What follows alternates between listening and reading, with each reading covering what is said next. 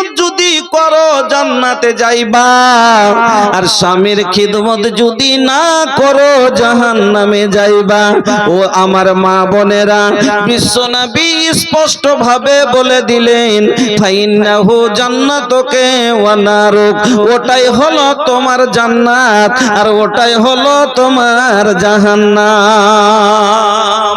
সারা দুনিয়া থেকে যদি কষ্টহারা হয়ে আসেন আর বাড়িতে আসার পরে যদি বইয়ের সুখ পান, সব ভুলে যায় মানুষ। কিন্তু সারা দুনিয়ায় নাম কামিয়ে এসে কত মান খেয়ে পড়ে আসেন, কিন্তু বাড়ি আসার পরে যদি বইয়ের সুখ না পাওয়া যায়, অশান্তি করে রাখে, তো সব মন মেজাজ একবারে খারাপ হয়ে যায়। এই জন্য ভাইয়ের আমার, বন্ধুরা আমার, একজন পুরুষকে কাজ করতে হবে 3টে, একজন নারীকে কাজ করতে হবে 6টা।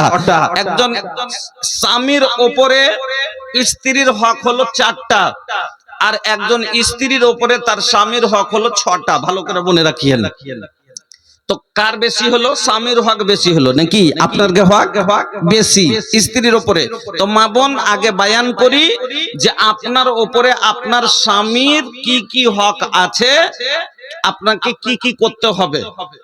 তো আসুন তাহলে শুরু করি। 1 নাম্বার নোট করেন ব্রেনে ভালো করে। 1 নাম্বার হলো স্বামীর খিদমত। 1 নাম্বার হলো স্বামীর খিদমত। এবার আসুন হাদিস শুনুন। হাসান বিন মুহসিন বলছেন, একদিন আমার ফুফু, আপনারা কি বলেন ফুফু? তিনি বলছেন, একদিন আমার ফুফু কোন কাজে আল্লাহর রাসূলের বাড়ি গেলেন। কোন কাজে আমার ফুফু আল্লাহর রাসূলের বাড়ি গেলেন। এবার কাজ হয়ে গেল, যে কাজে গেছিলেন কাজটা হয়ে গেল। তো কাজ হয়ে গেলে বাড়ি আসবে, ফিরে আসবে না? আসবে না? বাড়ি আসবেন। তো ফিরে বাড়ি আসার জন্য বেরিয়েছেন, মহিলা দরজাতে। এমনি সময়তে আল্লাহর নবী ওই মহিলাকে প্রশ্ন করলেন। কি প্রশ্ন? আচ্ছা বলো তো, তোমার স্বামী আছে? তো মহিলা বললেন, জি হুজুর আছে। আচ্ছা, তোমার স্বামীর সাথে কেমন ব্যবহার করো? তো ভালো ব্যবহার করে। কতটুকু খিদমত করো? তো মহিলা বলছে, तुम अपने शौहर के, नबी सवाल क्वेश्चन प्रश्न क्वेश्चन, जे तुम अपने शौहर के कितना खिदमत करती हो? तो औरत कहती है कि मैं उस वक्त तक अपने शौहर की खिदमत करती हूँ जब तक कि मैं आजिज ना आ जाऊं। আমি অতক্ষণ পর্যন্ত আমার স্বামীর খিদমত করি যতক্ষণ আমার মনটা অক্তিয়া না যায়। এই কথা শোনার পরে বিশ্বনবী মুহাম্মদুর রাসূলুল্লাহ একবার অন্তর খুলে পড়ুন সাল্লাল্লাহু আলাইহি ওয়াসাল্লাম। ওই মহিলাকে বললেন, ও আল্লাহর বান্দি, তুমি তো বললে যে তোমার মনটা তোমার স্বামীর খিদমতি এত করো, যার কারণে তোমার মনটা অক্তিয়া যায়। অতক্ষণ পর্যন্ত তুমি তোমার স্বামীর খিদমত ছাড়ো না। কিন্তু শোনো, এই খিদমতে তোমার স্বামী কি রাজি হয়? এই খিদমতে তোমার স্বামী কি খুশি হয়? এই খিদমতে তুমি কি জান্নাতি হতে পারবে? কেন বলছি শোনো, ফাইন্নাহু জান্নাতুকে ওয়া নারুক, তোমার স্বামী হলো তোমার জান্নাত আর তোমার স্বামী হলো তোমার জাহান্নাম। স্বামীর খিদমত যদি করো জান্নাতে যাইবা, আর স্বামীর খিদমত যদি না করো জাহান্নামে যাইবা। ও আমার মা বোনেরা, বিশ্বনবী স্পষ্ট ভাবে বলে দিলেন, ফাইন্নাহু জান্নাতুকে ওয়া নারুক, ওটাই হলো তোমার জান্নাত আর ওটাই হলো তোমার জাহান্নাম। আজ মা খালারা খিদমতে খুব পিছে, খিদমত করতে রাজি নেই। কয়টা খিদমত করছে নিজে নিজে বুঝতে পারছেন। কয়দিন গোসলের পানি টিপে দিচ্ছে, পাখানটা কাজ করে আইছে, পাখানটা খালি কুইরে খাচ্ছে।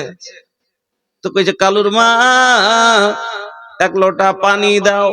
কইছে, ছেলে সুতাছি নিজে লিয়া লাও। রমজানের মা 2টা ভাত দাও। কইছে, এখন গোবর ঘাঁটেছি, তুমি একটু খুইলে লাও। ওর হাত ধুয়ে দিবে না? যেটা থামো তো তারা, আমি চলে আসছি, আমি দিচ্ছি, এই করতে লয়। ও যে ই করছে তার লেগে বলছে লিয়ে লাও।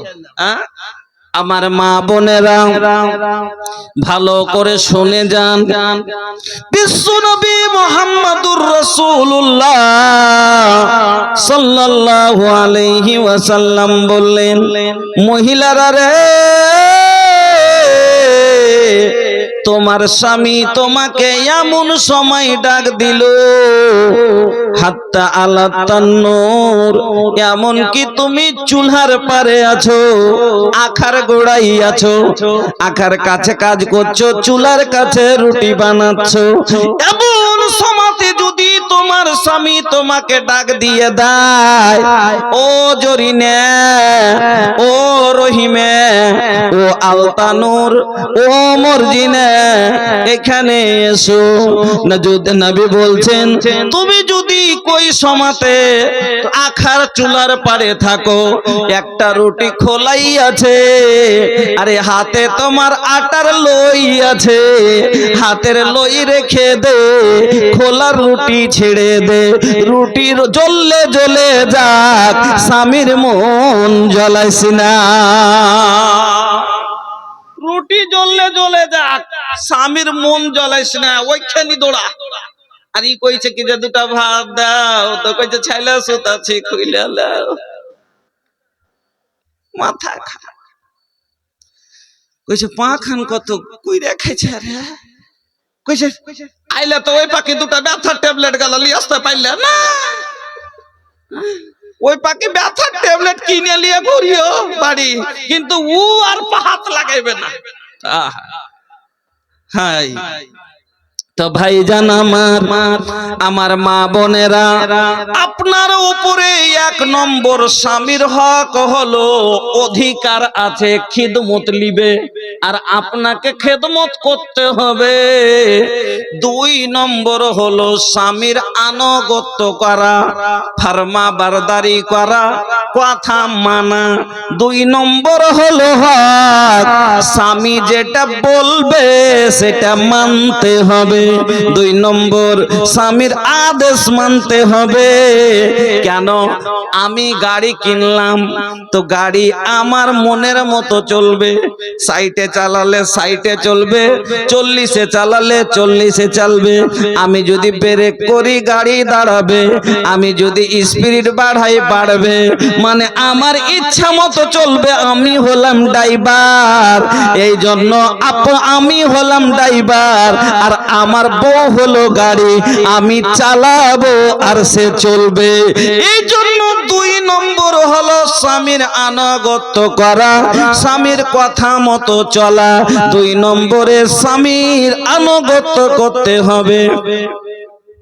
একটা কথা বলছি, একটা লোক সাইটের স্পিডে গাড়ি চালিয়ে যাচ্ছে, একটা বাচ্চা 7-8 মাসের বাচ্চা হামাগুড়ি দিয়ে হুট করে বাড়ি থেকে বেরিয়ে রাস্তায় চলে এসেছে। তো লোকটা গাড়ি এমন করে ব্রেক দিয়েছে, ব্রেক তো দিতে হবে না, না হলে বাচ্চাটা চেপে যাবে, তো ব্রেক দিয়েছে। হ্যান্ড সমাতে গাড়ি তো নতুন, কিন্তু ব্রেক ফেল, ব্রেক কাজ করলো না। ব্রেক কাজ না করার কারণে বাচ্চাটার উপর দিয়ে চড়ে চলে গেল, তো বাচ্চাটার পেট ফেটে গেল, তো মরে গেল। আচ্ছা, আপনার ওই লোকটার 3টে মেয়ের একটাই ছেলে ছিল, 4টা বাচ্চা, ও আপনাকে ছাড়বে? ছাড়বে? ছাড়বে না। তখন ও বললে যে 5 লক্ষ টাকার কাছে জরিমানা নিল, 10-এর ফয়সালাতে 5 লক্ষ টাকা জরিমানা নিল। তো 5 লক্ষ টাকা জরিমানা তো নিল, কিন্তু তারপরে কি বাচ্চাটা আর ফিরে আসবে?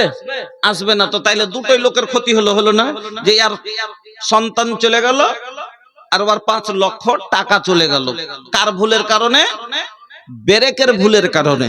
গাড়িতে ব্রেকটা কেন দেওয়া হয়েছে? এই জন্যই যাতে গাড়িটাকে প্রয়োজনে দাঁড় করানো যায়, নাকি প্রয়োজনে দাঁড় করানো যায়, তাই তো ব্রেক দেওয়া হয়েছে। কিন্তু ব্রেক তো আছে, কিন্তু কাজে পরিণত হলো না, ভুল করলো ব্রেকটাতে, যার কারণে দুটো লোকের ক্ষতি হয়ে গেল। ওই রকমই মহিলার ব্রেক হলো স্বামীর আদেশ, মহিলার ব্রেক হলো স্বামীর আদেশ। যখন আদেশ না মানে, তখন মহিলার একটা ভুলের কারণে দুটো পরিবার নষ্ট হয়।